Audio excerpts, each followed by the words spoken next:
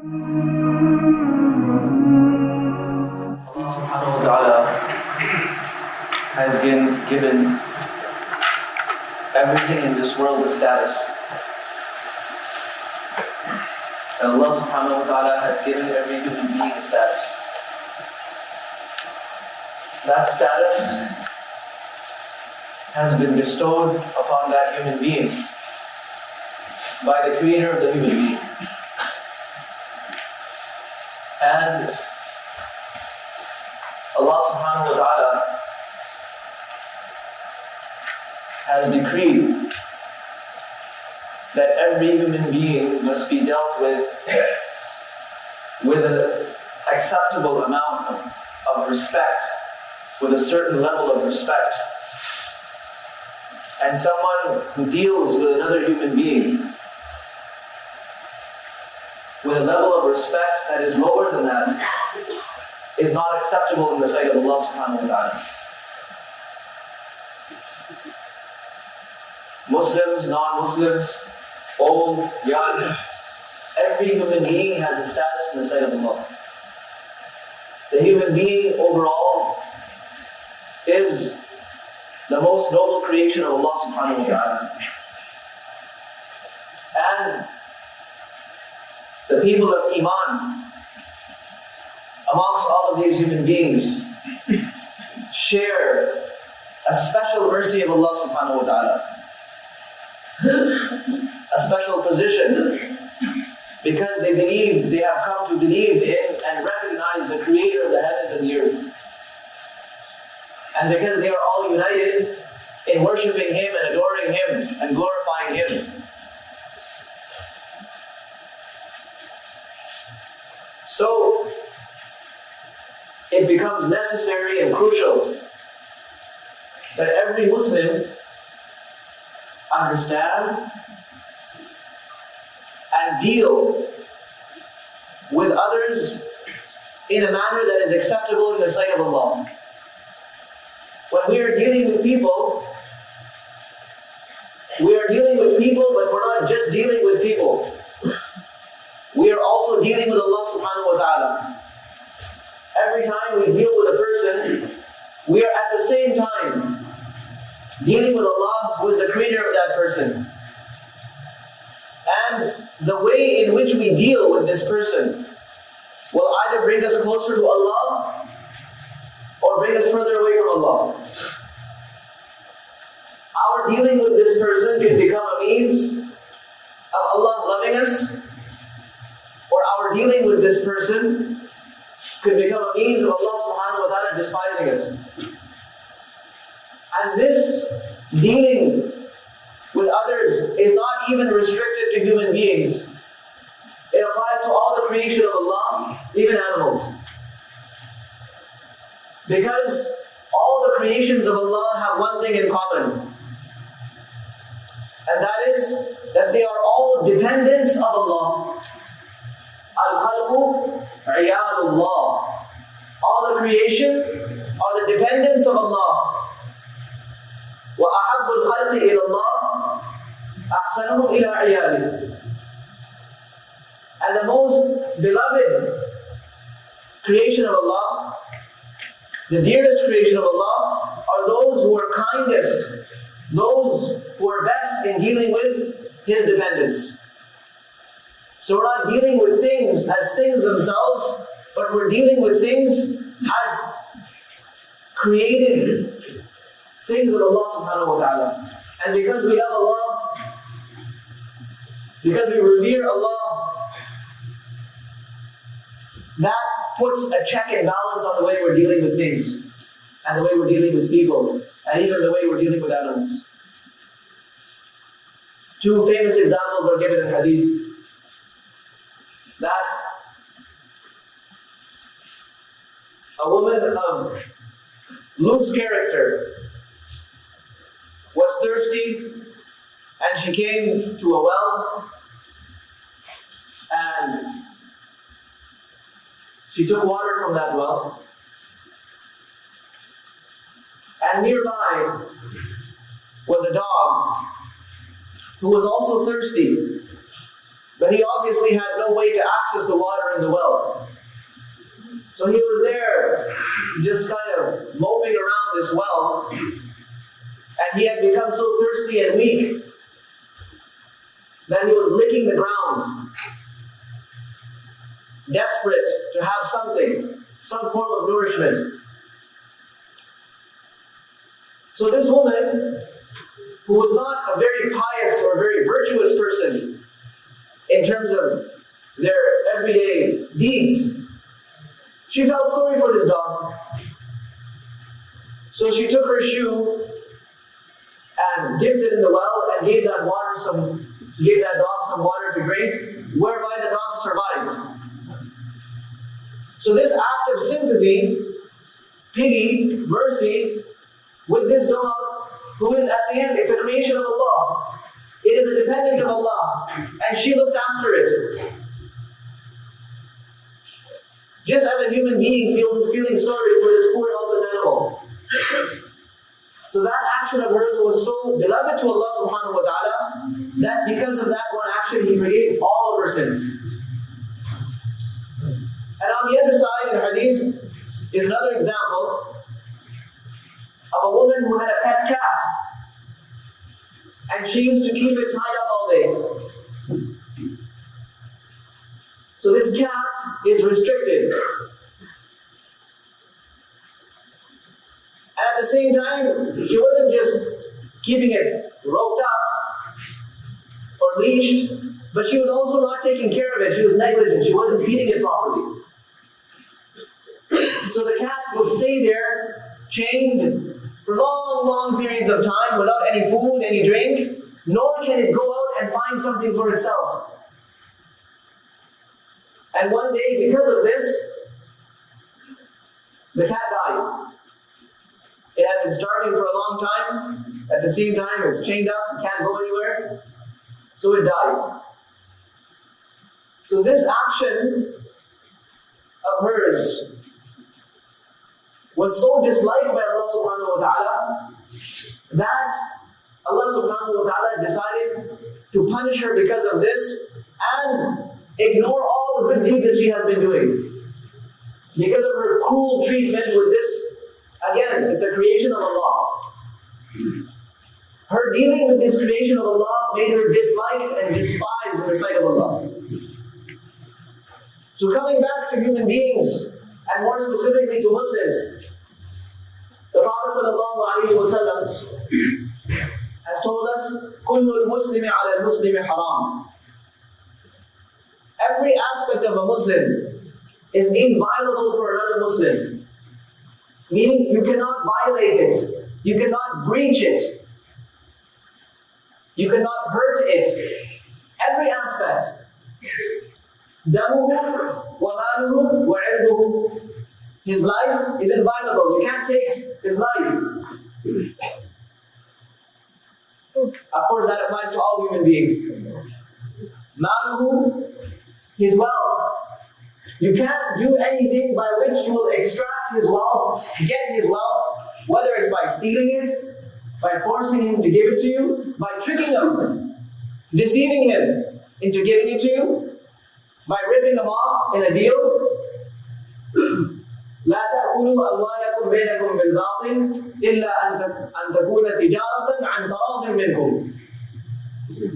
You are not allowed to consume each other's wealth unfairly, unless it is done through a sale which is mutually agreed on by both parties. So his wealth is inviolable. وَعِرْضُهُ, and his respect, his reputation is also inviolable. It is sacred in the sight of Allah. All of these things are sacred. We cannot breach them. So just like a Muslim's life has been sanctified by Allah, no one can tamper with that life. No one can go and physically harm another person.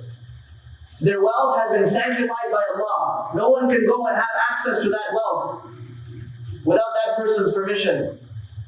And secondly, thirdly, their reputation, their honor has been sanctified by Allah. No one is allowed to tamper with the respect of somebody else. Now, as human beings, many elements come into play here. Sometimes we are teased by jealousy, by anger, by hatred, by feelings of hurt. And sometimes those feelings, not of jealousy and hatred, but feelings of hurt are justified. But it still does not permit us to go and tamper with a person's dignity. That dignity has been given to them by Allah subhanahu wa ta'ala. And someone who is trying to diminish that dignity is actually trying to take something away from them that has been bestowed upon them by Allah subhanahu wa ta'ala. If we have a sour dealing with someone, we have a bad experience with someone, or we feel that that person has dealt with us unfairly, then there are solutions for that. We need to sit down and resolve the problem and clarify the issue and clear the air. But playing with each other's respect because we feel someone is not deserving of what they have, or whatever the case may be, we are not allowed to say or do anything that would have an effect on that person's reputation. That reputation is untouchable. We are not allowed to play with that. If they've done something wrong, you can go and claim your right. You're entitled to your right. But are we allowed to defame people? Are we allowed to backbite about people? Are we allowed to put people down? Are we allowed to mistreat people? Are we allowed to try to hurt people? No. So every Muslim, within their own right, within themselves, they have a respect bestowed upon them by Allah subhanahu wa ta'ala. And as Muslims, it's necessary for us to make sure we don't tamper with them. The second thing is that every Muslim should have, because every Muslim has a status in the sight of Allah, every Muslim should have a status in our hearts. There should be a value, there should be a very high position of every Muslim in our hearts. The Prophet ﷺ says, Al-Muslimu Akhul Muslim. Every Muslim is the brother of every other Muslim. La yadlimuhu. He cannot be unfair to him, cannot be unjust to him, oppress him, diminish something from him. وَلَا يَحْقِرُهُ. Just like that, it's not permissible for one to look down on the other, to belittle the other. Either in his heart by thinking that, oh, this person is nothing. This person is not worth anything. Or by saying something of a derogatory nature that puts somebody down. Embarrassing somebody. Making them to feel like they don't have anything or that they don't have any respect. Or doing something that is degrading for someone. وَلَا يَحْضُرُهُ. And similarly, when a Muslim is in need, it is the responsibility of other Muslims to go and help them, and it is not permissible to leave that person, discard them, stranded in that condition of need. So there are boundaries that Allah subhanahu wa ta'ala has put, and we need to abide by those boundaries, and that's what makes us Muslims. Islam is not just our system of beliefs or worships. Islam is also our system of interacting with other people. And this interaction with people can daily bring us closer and closer and closer to Allah. And that interaction with people can also distance us from Allah subhanahu wa ta'ala. When a person feels that they are superior to someone, it automatically means that they think that that person is inferior to them. When a person feels that they are better than another person, that's when they feel that they are qualified to say something bad about them. So this feeling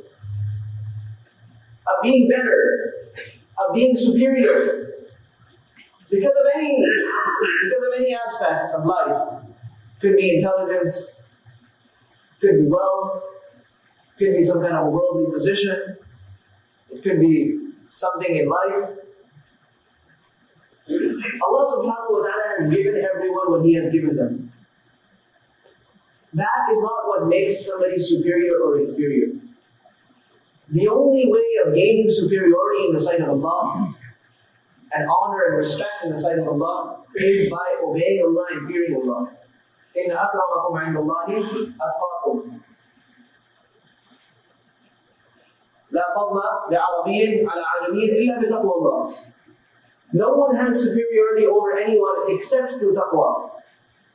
And that, whether the person's deeds are actually accepted by Allah or not, is another issue altogether. So no one can say that, oh, I have more taqwa than them, therefore I am better than them. No, it's not for you and I to say. This is for Allah subhanahu wa ta'ala to decide who has more taqwa. We just gave two examples where a person had no good deeds, but one good deed it elevated them in the sight of Allah. Another person had many good deeds, but one wrong deed it just wrote off everything that they had. So we need to be very cautious. And that's why the ulama have written that we should consider every other Muslim as better than us. Honestly, in our hearts, not putting up a show for people, or taking a humble attitude towards people, actually feeling it inside. That these people are actually better than me. I'm the inferior one. When a person lowers himself in their heart, it becomes to control themselves with their tongue as well. If you honestly feel that someone is better than you, or more deserving than you, or more pious than you, you are not going to be inclined to say something negative about them. You're not going to be inclined to do something negative, take some negative action against them. It starts from the heart. Humility starts in the heart. And when a person lowers himself for the sake of Allah, because greatness is only for Allah subhanahu wa ta'ala. When a person lowers himself, then Allah elevates them. So, one is the option of us raising ourselves and elevating ourselves. But Allah subhanahu wa ta'ala does not like this. He will always lower that person. And the other option is to lower ourselves, humble ourselves. When we do that, then Allah subhanahu wa ta'ala will raise us. And when Allah elevates someone, no one can put him down. So the easiest way to gain respect, to gain the love and appreciation of the people around us is by becoming humble inside. By honestly and sincerely feeling that others are better and more virtuous and more deserving than we are. And then all of a sudden the whole attitude changes. The environment changes. You sit amongst a group of people where every one of them thinks they're better than the next person. And you sit amongst a group of people where everyone thinks that the next person is better. That two experiences are exactly the opposite. Two completely different experiences. Even you spend time with one person who thinks they're better, who thinks they're more superior. And you spend time with a person who's always humbling themselves, two experiences are very different. So my respected brothers and sisters, we need to map out a path for ourselves whereby we are progressing in the sight of Allah. And that is just not possible by limiting our efforts to worships. We start with worships, no doubt. Our Islam cannot be Islam without Salat and Zakat and Sawm and Hajj. This is where we start. But my respected brothers and sisters, this is not the limit of Islam. Everything else we do is also Islam. Then it comes back to us.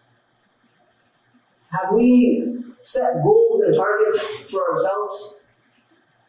That this is where I am today in terms of my attitude. What we're actually talking about is attitude and behavior and perception. This is where I stand today. Where do I want to be 1 month from now? Can I work on myself so that if I am, for example, if I have pride and arrogance inside, I can bring myself down a couple of notches by the end of this month, maybe by the end of 2 months? And the same thing applies to all our akhlaq. It's not something impossible. It's a matter of disciplining ourselves and working on ourselves. Today we have made so much effort on the things outside, on the things around us, on obtaining the things in the outer world, that we have obtained them. We have them. If we work for a house, we've obtained a house. If we work for a car, we've obtained a car. If we work for other amenities, we've obtained them. But what about the inner riches? What about the wealth that exists within a person? The Prophet ﷺ says, Al-Ghina Ghina Nafs. Wealth exists inside. How much of that have we accumulated? Do we have an earning plan for that? Like we have an earning plan for our monetary earnings. Do we have a plan for our spiritual earnings? And this is something that every Muslim needs to do. Otherwise, our Islam is just not complete. So, let's start by reassessing the way that we look at people and the way we deal with people. Am I dealing with them like I would like to be dealt with? Am I treating them like I would like to be treated? Am I speaking to them like I would like to be spoken to? So we start from this, and we change. We try to beautify and perfect our dealings with our own brethren, with our own people. And we will find, inshallah, that this will open up the ways of correcting our dealings with others as well, with non-Muslims as well. So may Allah subhanahu wa ta'ala give us tawfiq to maintain and respect the dignity that Allah subhanahu wa ta'ala has given to every human being and every Muslim. And may Allah subhanahu wa ta'ala enable us to deal with others in a manner that pleases Allah subhanahu wa ta'ala. And in the same vein, one last thing should be said, that if we have said something or done something that degrades someone, that puts somebody down, or that tampers with their respect, we should make it up for them. We should make it up with them. We should apologize to them. We should somehow get them to forgive us before this life ends, because this life is very temporary. And we don't need to be taking this along with us into the hereafter. May Allah give us tawfiq.